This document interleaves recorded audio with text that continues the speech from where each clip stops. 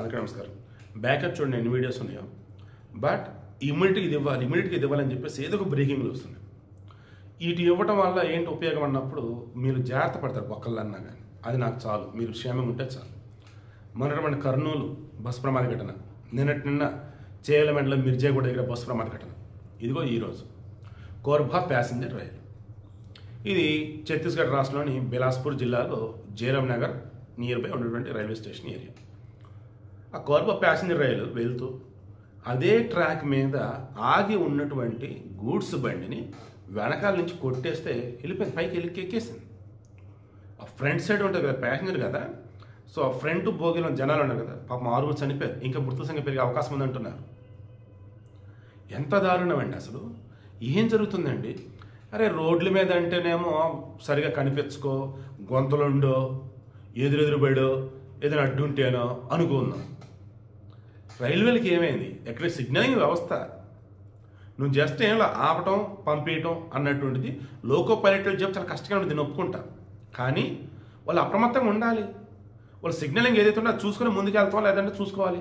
Sometimes దూరంగా ఏదైనా object ఉందిరనుకున్నప్పుడు ముందుగానే వాకీ టాకీలు చెప్పాల్సిన చెప్పేసేసి ఆటోమేటిక్ ఆగడం ఏదో చేయాలి. మరి లోకో పైలట్లు, దట్ మీన్స్ డ్రైవర్లదే తప్ప, లేదన్నప్పుడు సిగ్నలింగ్ వ్యవస్థలు తప్ప. అరే నాయన, లాస్ట్ 2-3 ఇయర్స్గా ఎన్ని ప్రమాదాలు రైల్వేవి. గూడ్స్ బలను గుద్దుకొని, ఆగున్నట్టును గుద్దుకొని, ఎదురెదురు గుద్దుకొని, వాడు పట్టాలు తప్పి. మోడీ గారు మీకు దండం పెడతాను సార్, గతంలో చాలాసార్లు అడిగా, మళ్ళీ అడుగుతున్నా. నేను మిమ్మల్ని విదేశాల విషయంలో దేవుళ్ళలాగా చూస్తా, బట్ డొమెస్టిక్ ఇంటర్నల్ విషయాల్లో మాత్రం ఎస్పెషల్లీ కొన్నిసార్లు పాలిటిక్స్లో కొన్నిసార్లు ఘటనలు జరిగినప్పుడు చాలా బాధేస్తుంది మిమ్మల్ని చూస్తుంటే. అంటే కోపంతో బాధ.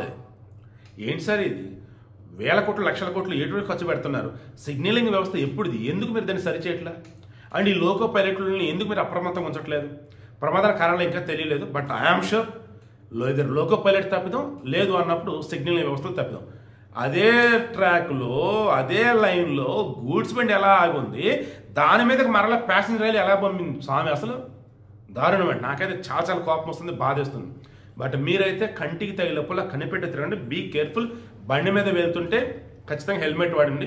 మీరు నమ్ముతారో లేదో తప్పుగా పెట్టి చెబుతున్నా, గత కొద్ది రోజులుగా నేను బండి మీద వెళ్తున్నప్పుడు జస్ట్ హెడ్సెట్ పెట్టుకొని నచ్చిన సాంగ్స్ ఏదైనా పెట్టుకుంటా, లో వాల్యూమే, తప్పది కూడా, ఇంకొద్దని చెప్పి జైల్లో పెట్టేసుకుంటున్నా. ఓన్లీ హెల్మెట్, ఇంక అంతే. బండి మీద వెళ్తున్నప్పుడు, కారులో వెళ్తున్నప్పుడు ఫ్రెండ్స్ కారన్నా సీట్ బెల్ట్ పెట్టుకుంటున్నా.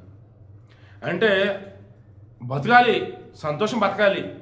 బట్ అనుకోండి ఆపదొస్తే రాగటరు ఆసుపత్రుల్లో బెడ్ మీద ఉండి ఘోరంగా వద్దు, ఆ క్షణం పోవాలి. కానీ ఈలోపు ధైర్యంగా ఉండాలి, ఉన్నంతలో జాగ్రత్తలు తీసుకుంటూ సంతోషం మనల్ని ఉంచాలా, మన జనాన్ని ఉంచాలా, మనం ఉన్న వాళ్ళని ఉంచాలా. తెలిసి తెలియకుండా ఏదో మాట్లాడి నాకు అనిపిస్తున్నా కానీ క్లారిటీగా ఉన్నా, జాగ్రత్తగా ఉందాం, మన మనుషులు కాపాడుకుందాం, మన ఎదుటివాటికి ఇబ్బంది లేకుండా చూసుకుందాం. Please be careful. ఈ రైలు దుర్ఘటనకు సంబంధించి రీజన్ ఏంటో తెలియట్లా, బట్ కాసేపట్లో సెంట్రల్ గవర్నమెంట్ నుంచి ఎక్స్ట్రా ప్రకటిస్తారు. గాయపడ్డ వాళ్ళకి 50,000, చనిపోయిన వాళ్ళకి 2 లక్షలు. రైల్వే కదా, మేము ఎక్కువ ప్రకటిస్తారేమో. మీ దండం స్వామి. రోడ్డు ప్రమాదమైనా, నది అయినా, సముద్రమైనా, రైలు అయినా, ఏదైనా చచ్చారో లేదో ముందు ఎక్స్రేషా అంతిస్తాం, ఎంతిస్తాం. ఆ ప్రమాద కారణం ఏంటి, అటువంటి జరగకుండా ఎటువంటి చర్యలు తీసుకుంటారు. ఈ వేళ ఏదైనా అప్డేట్ వచ్చిందంటే ఎప్పుడుకో వచ్చింది, ఈలోపు అంతా మర్చిపోతారు.